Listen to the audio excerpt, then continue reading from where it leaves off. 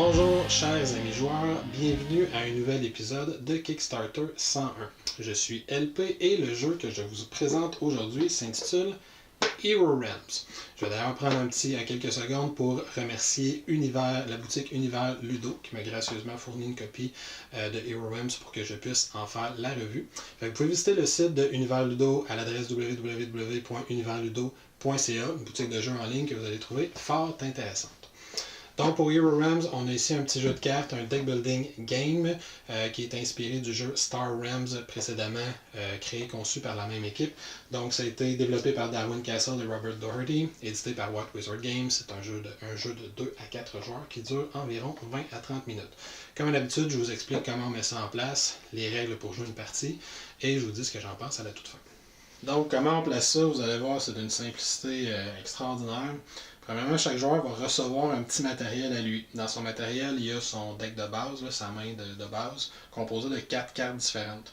Il y a une épée courte, une short sword, un rubis et une dague qu'il va aller placer dans sa main ensemble. Puis il va avoir une quatrième carte, mais en 7 exemplaires, c'est cartes or qu'il va les mettre ensemble. Il va brasser ça ensemble, ça va être son deck de base.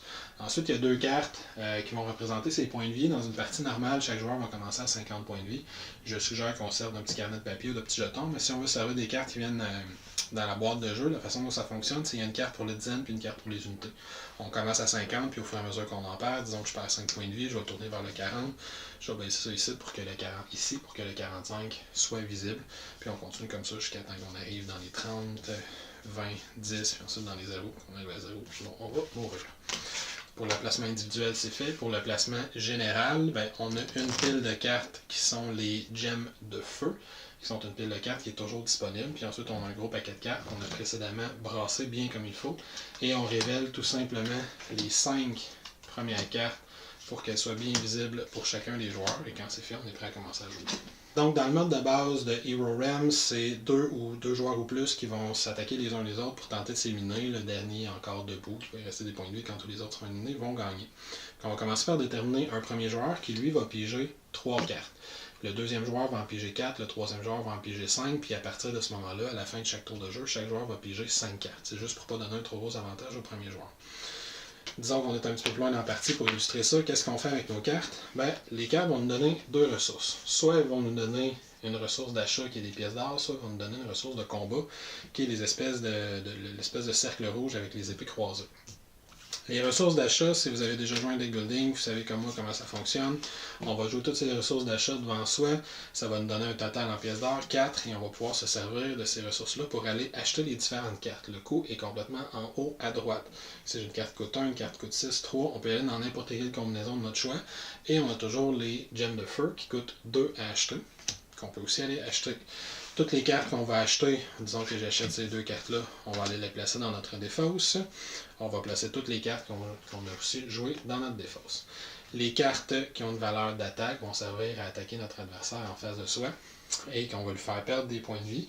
Et il va avoir à se servir de ces cartes-là pour tenir compte de où il en est dans ses points de vie.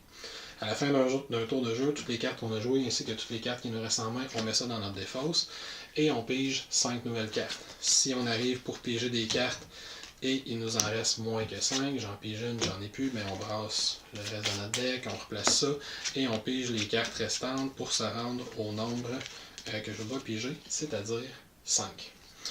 2-3 petites règles à préciser, les particularités de Hero Realms. Je précise que c'est seulement à la fin de notre tour de jeu qu'on remplace les cartes qu'on a achetées dans le marché. C'est les effets de combo. Dans Hero Realms, les cartes viennent en 4 couleurs, les cartes qu'on peut acheter. Il y a les cartes de la faction jaune, qui sont la guilde des marchands, je crois. Les cartes de la faction verte, qui sont les servants de la nature, les elfes et autres types de créatures. Les cartes de la faction rouge, qui sont les nécromanciens et autres créatures de la nuit. Et les cartes de la faction bleue, qui sont, je crois, la guilde impériale.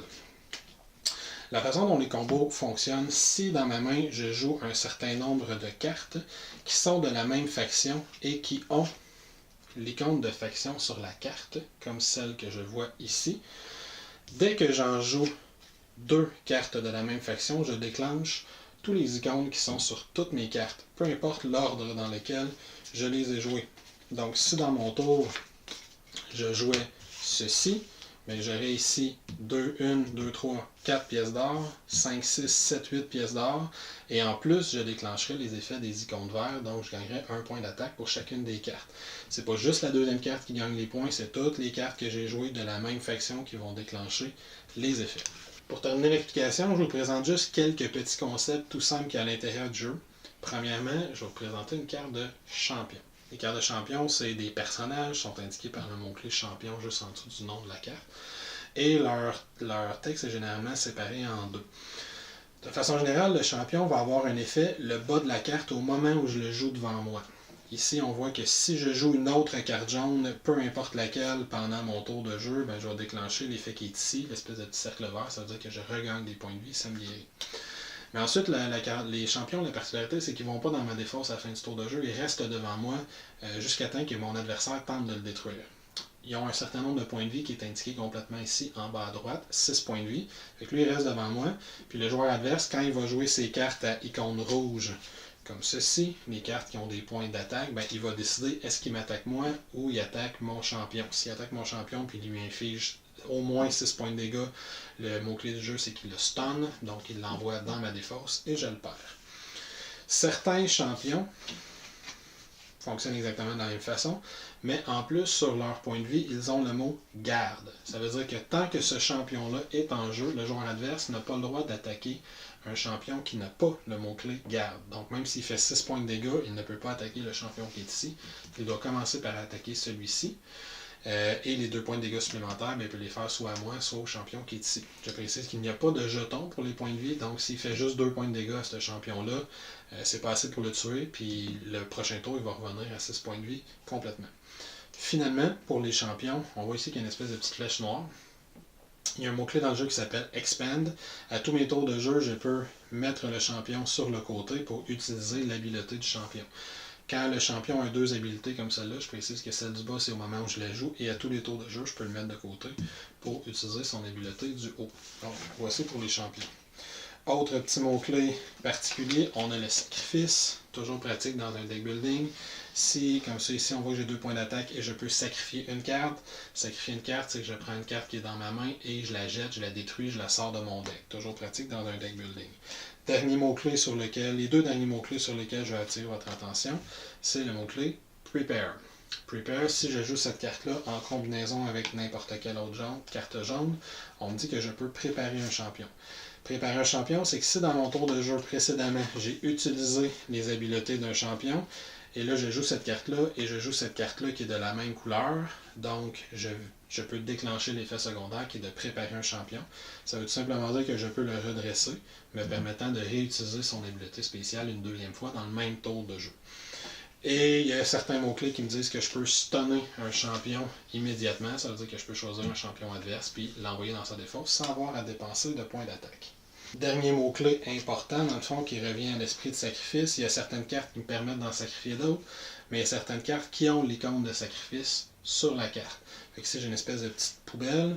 Je peux à n'importe quel moment dans mon tour de jeu jouer la carte pour faire l'effet du haut. Et si je veux, je peux la détruire, donc la sortir de mon deck pour en plus faire l'effet du bas. Entre autres, on a ça sur la Fire Gem, la gemme de feu, qui est une carte de base qu'on peut acheter, qui nous donne 2 pièces d'or.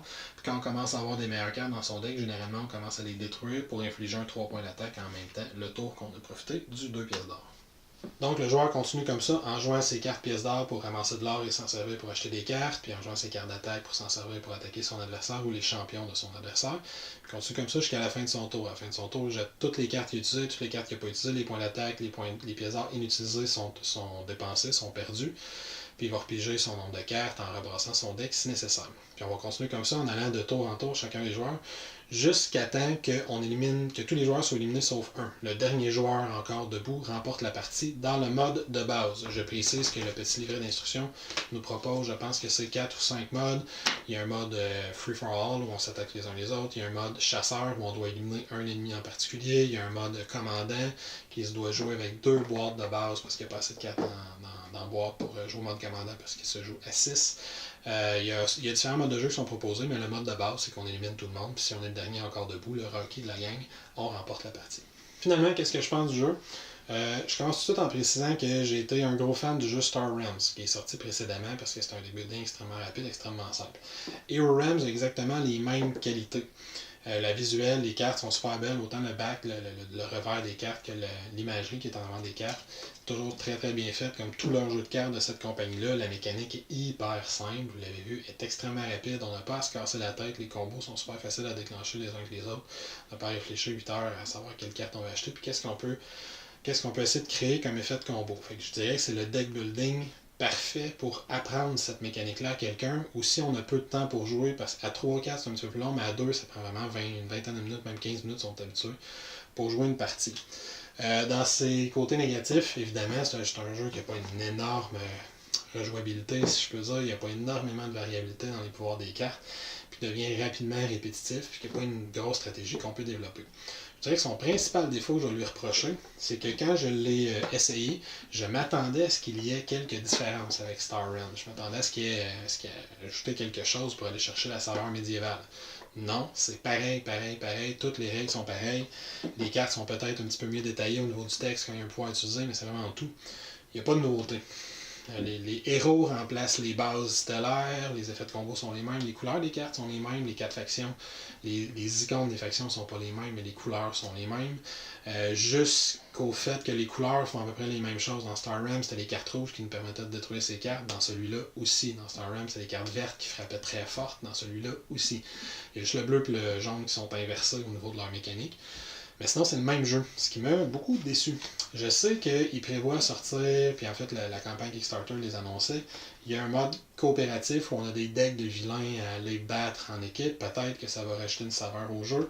Il y a les decks, ce qu'on appelle les Hero Pack, des decks de cartes individuelles pour chaque classe qu'on voudrait faire. Fait que dans le deck de pack guerrier, on a un deck de départ. Au lieu d'avoir les 7 pièces d'or, l'épée courte, la dague, puis le rubis de départ, on a un petit paquet de cartes qui est différent avec des petits pouvoirs différents pour chaque classe.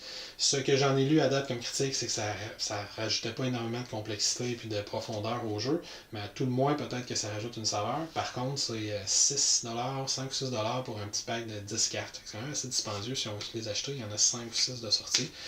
Si on veut acheter les decks de cartes pour ajouter les classes, ça revient plus cher que le jeu lui-même qui se vend environ 25$ dans les boutiques. Donc j'ai été assez déçu et pour ça, Hero Realms ça mérite une note de 7.5 sur 10, ce qui est quand même pas négatif. Star Realms, j'aurais mis une note vraiment de 8 sur 10 justement parce qu'il apportait un côté original à prendre le deck building puis à le mettre à ses mécaniques les plus pures, le plus simple possible pour pouvoir l'offrir au plus de gens possible.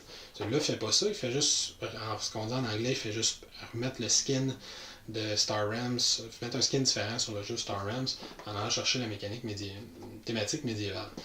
Donc si vous n'avez pas Star Realms et vous préférez le médiéval, ça peut être un jeu intéressant. Si vous avez Star Realms, ce jeu-là n'amène rien de neuf à ce que Star Realms faisait déjà.